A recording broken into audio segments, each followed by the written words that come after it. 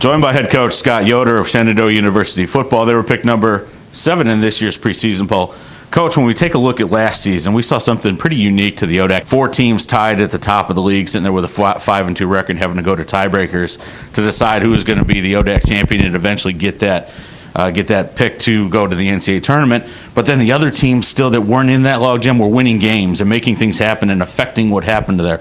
Talk a little bit about, from your view, what happened in the ODAC last season to have all that competition. I think you've got such a good group of teams, and there's not a huge margin for error on any Saturday. So I think that's really what you see, and that's what makes the ODAC so great. And you've got to bring your best every weekend, and we're just excited at Shenandoah to try to be a part of that equation next year. You've made some progress with your squad over your couple of years here in the league, now moving into your 3rd year. Had a great start to the season before it tailed off a little bit at the end last year. Talk a little bit about your squad coming into this season, how maybe the experiences of your previous 2 years have started to set things up here now for coming in this year where you've got 7 all-conference guys back.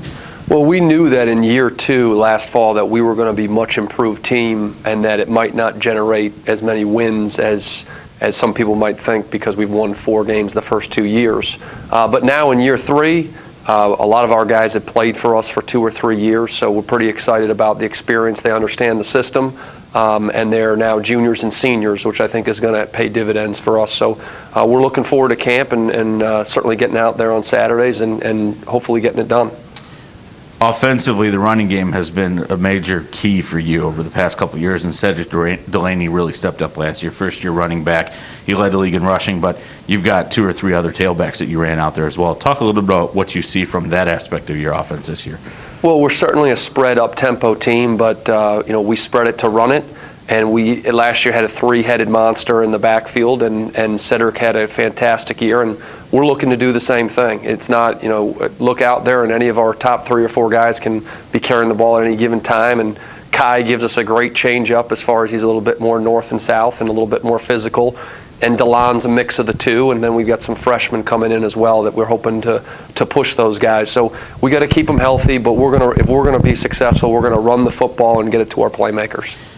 We know that positions run hand in hand. You can't have a great running game without at least a semblance of a passing game unless you're going to run something unique like Washington Lee runs, a triple option where they pass sparingly. So talk a little bit about what's going to be a new position, at least in terms of person for you this year in the quarterback spot that you got a competition running.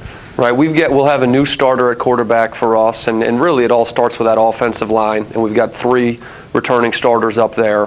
We had a really good quarterback competition in the spring, and we're probably in our best spot that we've been in as a staff as far as competition for certain positions, and certainly that includes quarterback. So we've got 3 guys in the spring that had a good fight for it, and nothing's been settled yet. We're looking forward to camp, but having some experience behind you to hand the ball off to some pretty good players, and then having those offensive linemen up there, the Marcus Jenkins and Forrest McDaniel and Dustin Edwards, guys that you can hang your hat on, that's going to make whoever that is pretty comfortable. Let's slide to the other side of the ball and talk a little defense now. And you've got 4 all-conference guys back on that side, let alone some of the other starters you've got coming back. Jake Payne, he was I believe he was a first-team choice last year. You got 2 linebackers, Messick and Roble, who were second and third teamers. And then in the secondary, you had a ball hawker come up as a freshman, with that being Josh White. I think he intercepted 5 passes last year.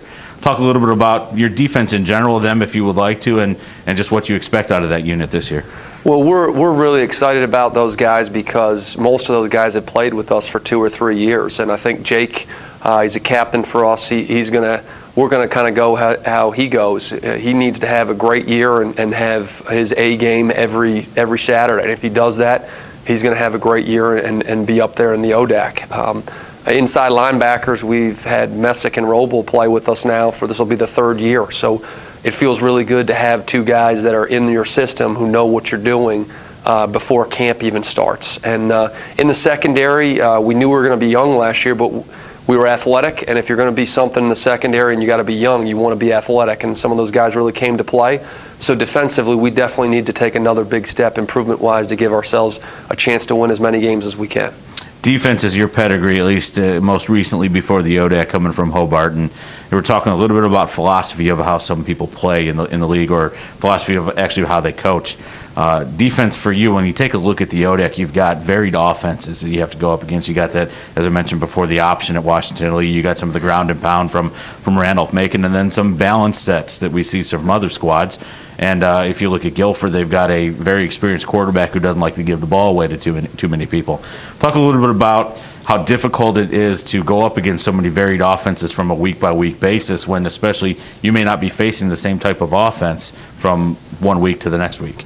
It's such a challenge every week when you play quality opponents, and as you mentioned, the offenses are very different. They're all very good, but one week you're facing a team that's going to put you in a phone booth and run it right at you, and the next week you're facing great wide receivers that are going to spread you out. And I really think tempo's changed the game. It's a lot harder now. If you look at the stats, the dominating defenses are still giving up more points than they used to in the past. And I think the ODAC is an offensive conference. If you look at it from top to bottom, the offenses are a little bit ahead of the defenses. And I think that's also the national trend with just the rules and how the game's evolved. But the ODAC is such a good league, and that's one of the challenges and why we're excited to be in it. Everybody brings their best every Saturday, and you see such varying offenses that you have to play fundamental football all the time. And if you do that, you'll have a chance. If you can eliminate big plays and do the fundamentals well, and we're looking forward to taking that next step and hopefully slowing some of these guys down. Well, Coach, I want to thank you for joining me today, and good luck this season. Thanks for having me. Thank you.